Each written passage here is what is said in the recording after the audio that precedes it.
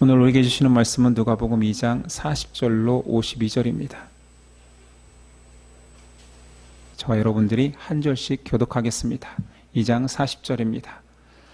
아기가 자라며 강하여지고 지혜가 충만하며 하나님의 은혜가 그의 위에 있더라.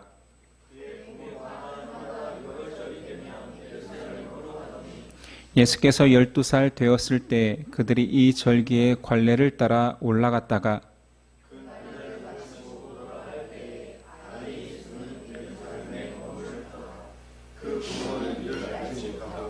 동행 중에 있는 줄로 생각하고 하룻길을 간 후 친족과 아는 자 중에서 찾되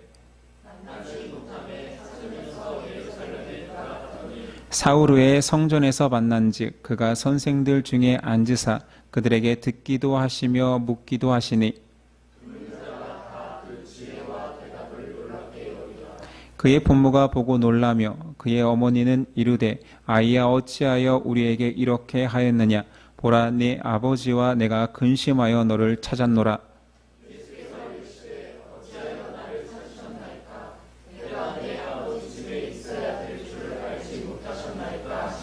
그 부모가 그가 하신 말씀을 깨닫지 못하더라.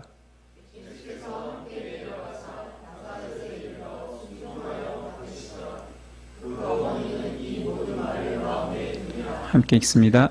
예수는 지혜와 키가 자라가며 하나님과 사람에게 더욱 사랑스러워 가시더라. 아멘. 오늘 말씀의 제목은 예수의 균형 잡힌 성장기라는 제목으로 나누겠습니다. 우리 지난 시간 누가복음의 관점을 말하였습니다. 특히 소외받는 사람들에게 집중하여서 소외받는 자의 복음서 또는 인자 복음서. 오늘 소외받는 어린 아이의 예수 유년기를 유일하게 복음서에서 다루고 있습니다. 40절 아기가 자라며 강하여지고 지혜가 충만하며 하나님의 은혜가 그의 위에 있더라. 부모로서 자녀를 키우다 보면 가장 예의주시하는 것은 자녀의 성장입니다. 자라지 않는 것만큼 큰 문제도 없기 때문이지요. 잘 자라기만 한다면 그것은 건강한 것입니다. 누가는 예수의 유년기를 이렇게 간단히 묘사합니다. 자라며 강하여지고 지혜가 충만해졌다. 이것은 여느 아이들과 다름이 없지요. 그냥 육체적으로 지적으로 잘 자랐다라는 의미입니다. 마지막 묘사는 하나님의 은혜가 그의 위에 있더라. 영적으로도 자랐다라는 거지요. 아주 단순한 것 같지만 이 모든 부분 균형 있게 자라가야 하는 것, 이것이 신앙인 자녀의 모범이라 할 수 있습니다. 누가는 이렇게 어찌 보면 너무나 평범한 이야기로 예수 유년기를 설명합니다. 그냥 정상적인 아이라면 또는 신앙을 가졌다라면 육체적으로, 지적으로, 영적으로 그냥 자라갔다. 이것이 누가 복음의 특징입니다. 인자 복음이랬잖아요. 사람을 강조하잖아요. 굉장히 도드라진 특별한 신적 존재의 아이로 자라간 것이 아니라 그냥 온전한 아이로 완전한 인자가 되었음을 강조합니다. 그래서 예수님의 어린 시절을 선전하거나 과장하지 않습니다. 이런 내용이 고대 문서 중에 예수님을 기록한 문서 중에 없었던 것도 아닙니다. 우리 성경에는 들어와 있지 않지만 예수님을 다룬 문서들, 예수님이 등장하는 문서는 너무 많습니다. 제 은사 중에 히브리 대학에서 공부하신 교수님이 이런 이야기를 했습니다. 학교에 처음 갔는데 무슨 히피족이 그렇게 많더래요. 이스라엘 히브리 대학에 여기 왜 히피족이 있지? 머리는 깎지도 않고 수염은 기르고. 알고 봤더니 그 대학에서 사본을 연구하는 학자들이랍니다. 그들은 결혼도 하지 않는데요. 그냥 수많은 성경에 관련된 사본들을 계속 번역하면서 일평생을 지내는 자들이랍니다. 랍비지요. 근데 그들이 번역해야 되는 양은 히브리 대학 도서관 하나를 만들어서 보관할 만큼 어마어마한 양이 있다 합니다. 우리가 지금 보고 있는 성경은 정경이라 불립니다. 수많은 예수 기록들 중에서 선별하여서 모아서 성경으로 거룩한 책으로 모았지요. 나머지 그 안에 들어가지 않았지만 참고할 만한 책으로 정경이 아닌 외경과 위경이 있습니다. 외경 중에 또한 우리가 유명한 도마복음이 있습니다. 예수 유년기 시절의 몇 가지 에피소드를 제가 도마복음에서 꺼내와 봤습니다. 예수가 6살 되었을 때 어머니에서 물을 담아오거라 했더니 사람들에게 치여서 물동이를 깨뜨렸답니다. 어린 예수가 자기 옷자락에 물을 담아고 당연히 새겠죠. 그런데 그대로 옷자락에 물을 담아와서 마리아가 놀래고 그 기적을 보고 예수에게 입을 맞추고 자기가 본 예수의 신비들을 혼자 마음에 새겼더라. 이런 내용이 있고요. 또한 예수님이 친구네 집에 갔는데 위층집이에요. 위층에서 놀고 있는데 아이가 떨어져 죽었습니다. 아이 부모는 놀래서 예수에게 네가 밀치지 않았냐라고 비난했습니다. 아니, 제가 하지 않았다라고 하는데도 계속 네가 밀쳤으니까 우리 애가 이렇게 떨어져 죽었지라고 하니까 흥분한 예수님이 그 죽은 아이한테 다가가서 아이 이름이 제논이었습니다. 제논, 일어나서 나한테 말해봐. 내가 아래로 떨어뜨렸니? 했더니 죽은 아이가 벌떡 일어나서 주님, 아닙니다. 나를 떨어지게 하지 않았습니다. 결론은 이 징조를 본 사람들이 하나님께 영광이 돌리며 예수를 숭배하였더라. 하나만 더 꺼내볼까요? 예수님 이웃집의 청년이 장작을 패고 있습니다. 도끼에 실족하여서 다리를 찍었는데 과다출혈로 죽었습니다. 예수님께서 가셔서 그 청년의 다리를 만지시면서 자, 일어나요. 다시 장작을 패세요. 그리고 나를 기억하세요. 라고 말했더니 청년이 일어나서 살아났다라는 거지요. 이 광경을 본 군중들이 예수를 숭배하고 하나님의 성령이 참으로 이 아이 속에 산다라고 말했다라고 기록되어 있습니다. 이런 놀라운 일들이 있었으면 왜 지금 우리가 가지고 있는 사복음서에는 이런 내용을 하나도 넣지 않았을까요? 도마복음은 정경이 되지 못했습니다. 우리의 성경은 예수님의 어린 시절을 과장하거나 선전하지 않습니다. 오히려 그런 유년기의 이적은 극도로 자제하고 단 하나도 넣지 않았습니다. 아마 그런 사건들은 성경을 기록한 사도나 제자들이 목격한 것이 아니라 전부 다 예수 어머니 마리아에게서 들었겠지요. 그러니 전에 들었으니 어머니니까 과장되었을 수도 있고 왜곡되었을 수도 있습니다.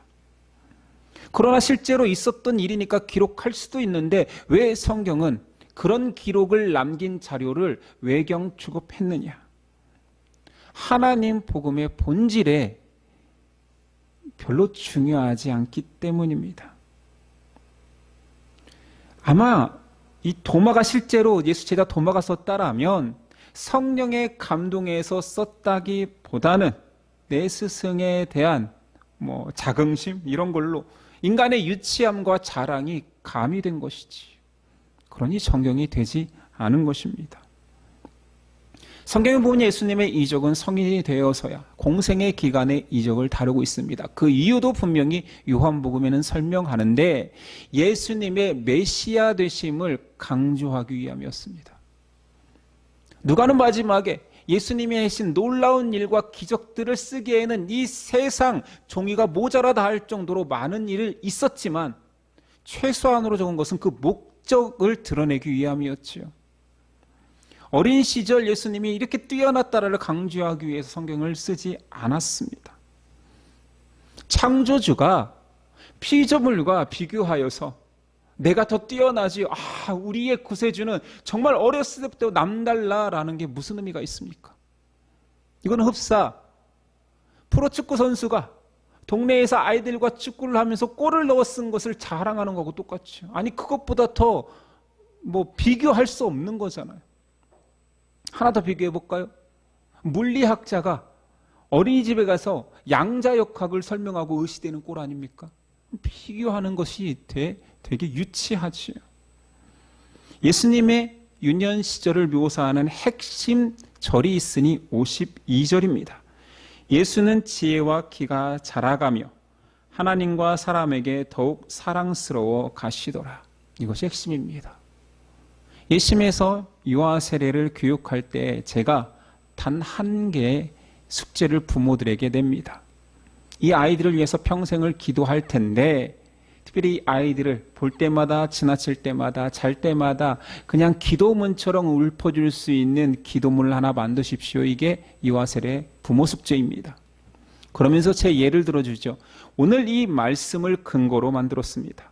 하나님, 이 아이가 하나님을 사랑하며 하나님께 사랑받고 이 아이가 사람을 사랑하고 사람들에게 사랑받는 아이가 되게 해주세요. 이게 제가 아이들 위해서 하는 기도문입니다. 물론 이것을 소그룹에서도 가끔 기도 내용으로 쓰기도 하죠. 아이가 자고 있으면 손을 얹고 하나님을 사랑하고 하나님 사랑받고 사람을 사랑하고 사람에게 사랑받는 아이게 되게 해주세요. 기독교 양육의 핵심이기 때문입니다. 아이가 자라간다라는 것은 사랑도 커진다라는 것입니다. 만약 앞에서 얘기했던 예수님의 유년 시절에 그런 놀라운 기적들이 성경에 기록되어 있고 우리가 그것을 흠모하는 성경으로 받아들인다면 아마 우리들은 우리 자녀들에게 능력을 강조한 허세가 가득한 아이로 키울 수도 있습니다. 성경은 그렇게 다루지 않겠지만 우리의 마음이 그렇게 변질될 수 있다는 거지. 누가복음, 아니 복음서 전체는 예수 유년 시절의 묘사를 아예 하지 않거나 극도로 자제하면서 이적 같은 건 단 하나도 기록하지 않으면서도 오늘 누가복음은 하나님과 사람 사이의 관계에서만큼은 성장해야 된다. 자라가야 된다라고 강조합니다. 그러면서 그 에피소드로 예수님 12살 때의 일을 기록하고 있습니다. 유대인들은 유월절 3대 절기가 되면 모두 다 예루살렘 성전까지 와서 제사를 드립니다. 특별히 세계를 다 참석하지 못한다면 유월절만큼은 전국에 모여있는 이스라엘 사람들이 예루살렘으로 올라옵니다. 12살이 되기 이전에, 그러니까 성년식을 치르기 이전에 자녀들, 남아들은 예루살렘에 와서 율법의 아들이라는 교육을 받습니다. 이것이 관례지요. 그래서 예수님이 12살 때에 유월절을 동행한 것입니다. 자, 유월절은 알다시피 무교절을 포함한 기간으로 일주일간입니다. 예루살렘에 사는 사람들은 일주일간 유월절을 온전히 지키는 거 어렵진 않았겠지요.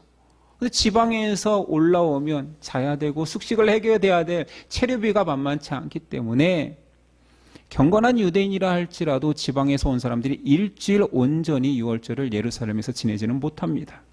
그러니 가난한 자들은 며칠을 유월절을 예루살렘에서 보내고 돌아가야 되지요. 문제는 이 돌아가는 길에 발생합니다. 44절 동행 중에 있는 줄로 생각하고 하룻길을 간 후 친족과 아는 자 중에서 예수님을 찾지만 없습니다. 마리아와 요셉이 부주의해서 아이를 잃어버린 것이 아니라 다시 한번 전국에서 그 고대 사회에 성전까지 오기까지 쉬운 일이 아닙니다. 그래서 긴 여행 동안 친족과 지인들과 함께 이동을 하기 시작하는 거죠. 그냥 민족 대이동이 이루어지는 거예요.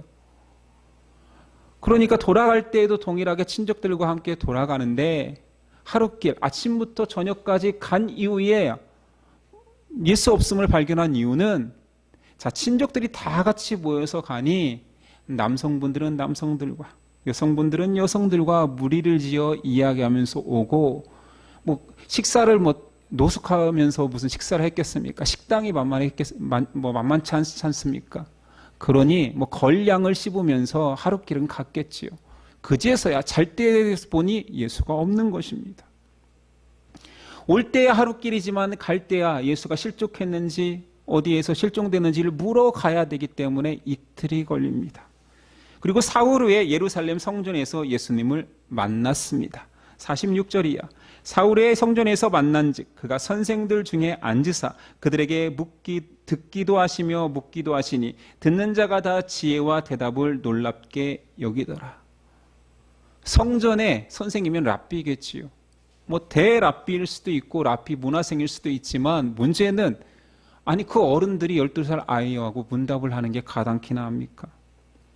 이런 상황이 연출될 수 있었던 것은 예수님이 율법 해석에 뛰어난 것도 있었겠지만 그 당시 유대 교육 방식이 반영된 것입니다. 교육에 관심 있는 사람들은 하브루타를 다 들어봤을 것입니다. 하브루타라는 뜻은 우정 또는 동반자라는 히브리어입니다. 자, 그 뜻에서 나와서 지금 유대인들이 하고 있는 하브루타 교육은 동반자, 그러니까 여기서는 뭐 학습 동반자겠죠. 계속 묻고 답변하는 형식인 거예요. 내가 아는 지식이 또는 그가 주장하는 지식에 대해서 내가 아는 것들을 묻고 답하고 또는 반론하면서 계속 이야기하는 것이 하브루타 방식입니다. 심지어는 혼자서도 같이 응답할 사람이 없으면 혼자 나무 그늘 밑에서 계속 떠듭니다. EBS 다큐를 본 적이 있습니다. 이스라엘의 대학교들은 전부 다 도서관이 시끄러운 거예요. 뭐 둘씩 셋씩 모여서 계속 떠들고 이야기하고 대학교 밖에 있는 전경도 다 나무 밑에서 혼자 떠들고 있고 이런 식인 거지. 그러면서 뭐 EBS에서도 강조하는 거, 지식은 그렇게 묻고 답하고 또는 반문하여서 체화되는 것이다. 유대인들이 뭐 전 세계에서 노벨상을 가장 많이 탄 것은 다 알고 있잖아요. 그 이유의 핵심이 하브루타가 아니겠냐라고 교육학자들이 말하는 거지요. 예수님 당시에는 대학자, 대랍비라 불리는 힐렐과 삼마이와 가말리엘이 있었습니다. 그들과 직접 이야기를 했는지 아니면 그들의 문화생과 이야기를 나누었는지는 모르지만 어찌됐든 대단한 일입니다. 그런데 예수님 입장에서 본다라면 자, 그들과 구약 이야기를 합니다.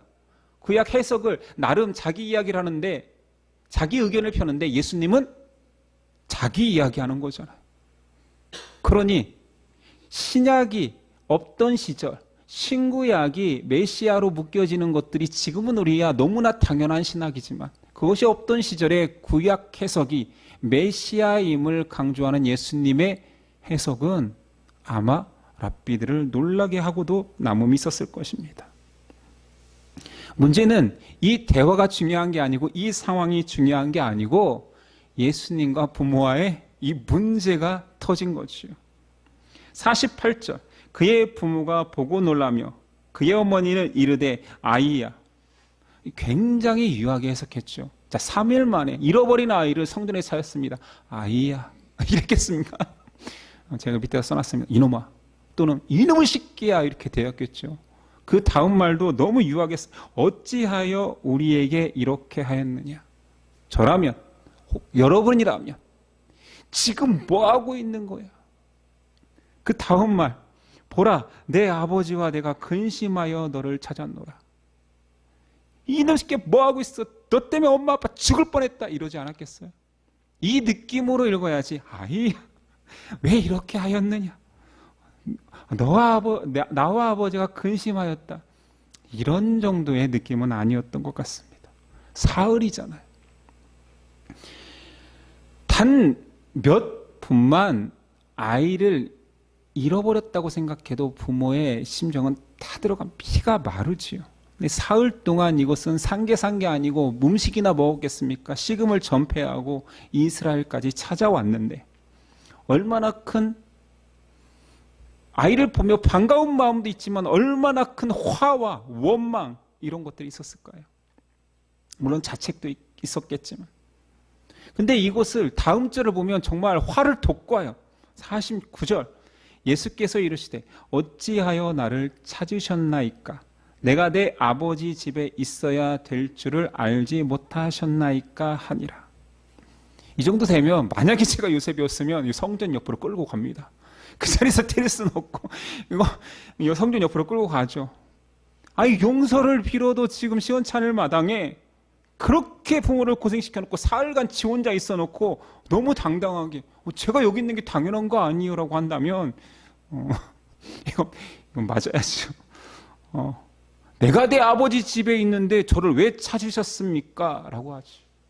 앞에서 예수님 칭찬을 좀 했는데 이거 칭찬해도 되는가 모르겠습니다. 예수님 잘 큰 거 맞습니까? 중요한 것은 이 예수님의 발언에 녹아있는 핵심입니다. 내 아버지 집. 하늘아버지를 말하는 거잖아요. 하나님을 자신의 아버지라 고백하는 완벽한 신인식이 있습니다. 유대인들은 결코 성전을 내 아버지 집이라고 표현하지 않습니다. 이 표현 때문에 예수님은 돌에 맞아 십자가에 못 박혀 죽었습니다. 굉장히 불경한 말이에요. 내 아버지 집. 유대인들은 성전을 내 아버지 집이 아니라 하나님의 집이라 칭합니다. 근데 예수님 내 아버지의 집이라고 바꿈으로 하나님과 자신이 동격임을 일치시키고 있습니다. 예수님 12살 때 벌써 자신의 신성을 자각했음을 알 수 있지요. 그 예수님의 반응에 대해서 성경은 그 부모가 무지하여서 모른다라고 말합니다. 50절. 그 부모가 그가 하신 말씀을 깨닫지 못하더라. 반응을 대조하고 있지요. 육신의 매인 부모들은 아직도 예수가 자신의 육신의 자녀로만 인식하고 있습니다. 아마 태어나는 그 모든 과정을 알고 천사의 계시를 받았기 때문에 머리로는 하나님의 자녀지라고 했겠지만 키우다 보니 인지 부조화가 온 거예요. 머리로는 그렇지 하나님의 자녀야 라고 하지만 찾아 헤매고 막상 만나니 육신의 자녀처럼 대한 것입니다. 그러나 마리아는 이제 서서히 그 예수님에 대한 인식이 바뀌고 있음을 51절에서 말합니다. 예수께서 함께 내려가사 나사렛에 이르러 순종하여 받드시더라. 그 어머니는 이 모든 말을 마음에 두니라. 역시 요셉이 배제되고 여인이 마음에 둔다라고 해서 여인이 먼저 그런 바른 인식이 생겨남을 누가는 강조하고 있습니다. 이 사건 이후에 예수님의 반응이 중요합니다. 51절 다시 읽습니다. 예수께서 함께 내려가사 나사렛에 이르러 띄워야 됩니다. 그리고 예수께서 순종하여 받드시더라. 원어에서 보니 이것은 현재 완료입니다.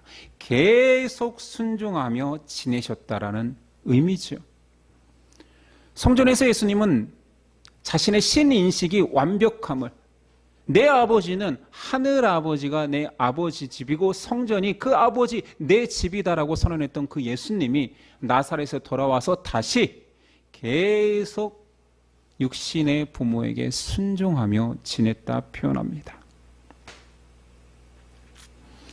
한 부모 밑에서 자녀로 살아간다라는 것은 육체나 또는 정신이나 신앙이라면 영적으로 자라가야 한다. 그래야 건강하다 말했습니다. 예수님 그렇게 균형 있는 일반적인 사람으로 자라갔지요. 그것이 우리의 모범이 된다라고 말했습니다. 그런데 그 핵심을 한 에피소드를 통해서 마지막에 그런 건강한 성장이 가능한 이유를 말하기를 순종이라 말합니다. 순종하는 자녀가 사랑스러운 것입니다. 52절. 예수는 지혜와 기가 자라가며 하나님과 사람에게 더욱 사랑스러워 가시니라. 앞에서 나사렛으로 돌아와서 더 이상 육신의 부모가 아닌 하늘아버지의 자녀인 신인식이 완성되었던 그때에도 예수님께서는 계속 그 육신의 부모를 순종하며 살아갔고 그거에 대한 결론이 사랑스러워 가시더라입니다. 이것이 기독교 교육의 핵심이며 예심이 추구하는 교육의 목표입니다. 순종은 굉장히 중요한 신앙의 요소입니다. 믿음 성장의 동력이기 때문입니다. 그래서 자녀는 부모에게 순종해야 됩니다. 학생은 선생에게 순종해야 됩니다. 예수님 메시아로서 자기가 메시아의 정체성을 확립하셨음에도 불구하고 부모의 품을 떠나지 않은 자녀로 살아가는 동안은 순종하셨습니다. 누가 누구를 순종한단 말입니까? 창조주가 왜 피조물에게 순종합니까? 그럼에도 불구하고 계속 순종하셨습니다. 안타까운 것은 순종이라는 말을 꺼내기가 민망한 시대입니다. 순종이 사라지는 시대요, 순종을 요구하면 안 되는 시대입니다.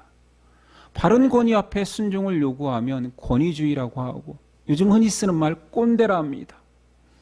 현대인들이 개인주의에 빠져서 교육에서조차 내 자녀만 귀하다라는 그 마인드 때문에 시대가 이상하게 흘러갑니다. 요즘 교육계의 가장 큰 이슈 하나는 다 알다시피 교권을 상실한 교사들의 죽음입니다. 전 생각보다 이게 저에게 계속 충격으로 다가와요. 왜 죽지? 왜 죽지? 얼마나 힘들면 죽지? 교사라는 사회적으로는 반듯한 직업과 인정을 받는 그 사람들이 얼마나 괴로우면 죽을까? 쉽게 말할 수 있죠. 교권이 땅에 떨어졌다. 학생 인권이 강조돼야 하는 것은 맞습니다. 여기 있는 저와 여러분들 다 인권이 유린당하면서 살았잖아요. 선생님 때리면 맞고 이유 없이 맞고 다 같이 맞고. 반대로 학생 인권이 높아지면 교권은 떨어져야 됩니까? 제가 지금 권위주의를 말하는 것은 아니잖아요. 예수 유년 시절을 묘사하는 이 교육의 핵심이 하나님과 사람들에게 사랑스러워져 가야 되는 것입니다. 신앙인의 자녀는 하나님에게뿐만 아니라 사람에게도 사랑스러워야 합니다. 내 자녀가 내 눈에도 넣지 않을 만큼 귀한 금쪽이는 맞지만 내 새끼가 이쁘다고 해서 내가 이쁘다고 해서 걔가 항상 이쁜 것은 아닐 수도 있어요. 내 눈에 이쁘다고 해서 사람 눈에 이쁜 것이 아닐 수도 있어요. 어디에서든 이쁜 자녀로 키워내야 되는 것이 기독교 교육의 목표이기도 합니다. 학교에서라면 당연히 학교에서 권위를 지닌 선생님에게도 이쁜 순종하는 학생이어야 됩니다. 이게 사랑스러운 자녀죠. 예수님이 어렸을 때 묘사할 때 그 작은 내용 하나 속에 이런 귀한 메시지가 있습니다. 순종으로 연습되어진 자가 사랑스러운 것입니다. 성도로 가봅시다. 이 시간 여러분들은 학생이 아니니까요.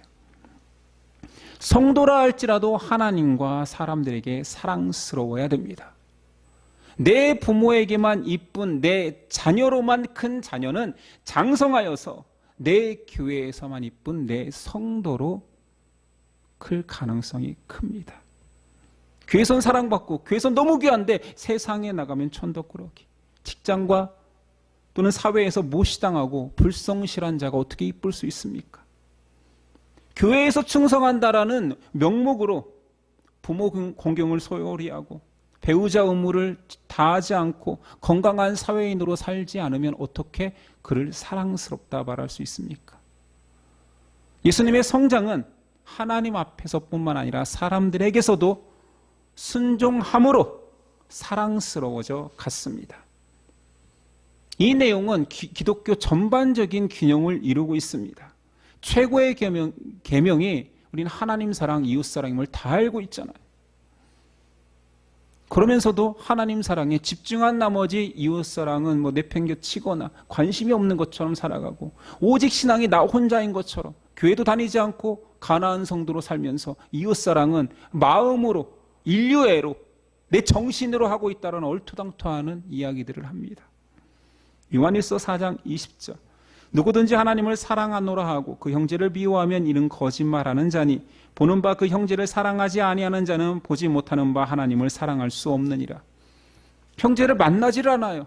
교사를 만들질 않습니다. 스승을 만들질 않습니다. 존경할 마음도 없고 그냥 유아독존, 나 혼자 살아가는 길로서 신앙할 수 있다라고 생각합니다. 하나님 사랑과 이웃 사랑은 동전의 양면처럼 붙어있는 거지 떨어져 실천할 수 없고 보이지 않는 아비를 순종하지 아니하면서 보이지 않는 하나님을 순종할 수 있느냐 묻고 있지요. 물론 이것이 동전의 양면이라고 해서 우선순위가 없는 것은 아닙니다. 하나님 관계가 최우선 돼야 되는 것은 맞습니다. 거기서 사랑을 배우고 거기서 섬김을 배우고 순종을 배운 이후에 관계 속에서 사랑과의 관계 속에서 또한 실천하는 거지. 너무 당연한 이야기지만 기독교인들이 이 당연함을 무시하고 살아갑니다. 그러니 건강하지 않는 또는 사랑스럽지 않은 신앙인이 되는 것입니다. 하나님은 우리를 분명하게 어두운 세상의 빛으로 부르셨다 말합니다. 너희가 그리스도의 편지요 향기라고 말씀하십니다. 그러니 우리는 그런 정체성을 가지고 있다라면 유치해져서는 안 됩니다. 내 새끼만 이쁜, 내 가족만 이쁜, 내 교우만 이쁜, 신앙인만 이쁜. 물론 저도 그런 유치함을 가지고 있는 것 같아요. 어제 축구 결승전에 한 청년이 끝나고 기도를 하더라고요. 들어갈 때도 기도하는데 끝나고도 기도하는 것 같아요. 그 장면을 공중파에서 이런 적이 없는데 클로즈업을 하는 거예요. 긴 시간 동안. 제 아들이랑 보고 있다가 제 크리스찬인가 봐. 흐뭇. 저도 이런 유치함이 있지요. 우리 편이면 이쁜.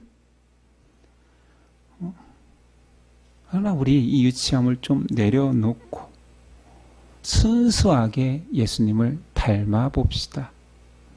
예수님의 어린 시절에 그 성장하여서 마지막까지 사람 부모에게 순종하지 않아도 되는 정체성이 왔음에도 불구하고 끝까지 순종했던 그 예수님의 모습을 성경은 사랑스럽다라고 말했던 것처럼 우리 순종을 연습합시다. 여러분들이 순종해야 될 범주는 되게 많습니다. 아직도 부모님이 계실 거고 아직도 배우는 곳이 있을 것입니다. 여러분들이 섬겨야 될 회사에서의 직분도 있을 것입니다. 순종해 보십시오. 왜냐? 비굴해서가 아닙니다. 그가 높고 그에게 잘 보이고 싶어서가 아닙니다. 우리는 크리스찬이기 때문입니다. 예수님을 닮아 순종함으로 사랑을 키워야 할 존재이기 때문입니다. 어른인 우리가 순종하는 자일 때야지만이 아이들에게 순종을 요구할 수 있습니다. 내가 순종의 사람이다. 너도 순종해 다오. 그런 자녀를 꿈꾸며 예수님 닮은 사랑스러운 자녀를 꿈꾸며 우리가 먼저 순종하고 순종을 가르칩시다. 기도하겠습니다. 하나님, 우리가 하나님을 사랑하고 하나님께 사랑받으며 우리가 사람들을 사랑하고 사람들에게 사랑받는 존재 되도록 믿음 주시고 힘 주시고 무엇보다도 예수님의 본을 따라가는 우리 되게 하옵소서. 예수님의 이름으로 기도드립니다. 아멘.